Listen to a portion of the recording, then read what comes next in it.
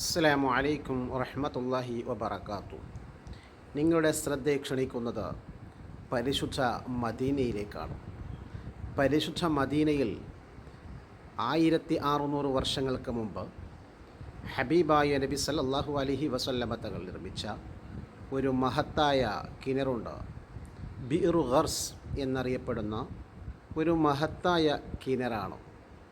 ഹബീബായ നബി സല്ലല്ലാഹു അലൈഹി വസല്ലമ തങ്ങൾ ഈ കിണറിൽ നിന്നാണ് വെള്ളം എടുത്ത് വുളൂ ചെയ്തതും കുടിച്ചതും എന്നാണ് ചരിത്രം പഠിപ്പിക്കുന്നത്.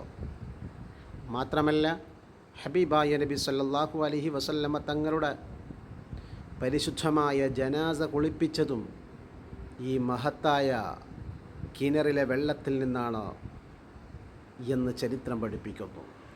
അങ്ങനത്തെ വളരെയധികം പ്രാധാന്യമുള്ള ഒരു കിണറാണ്.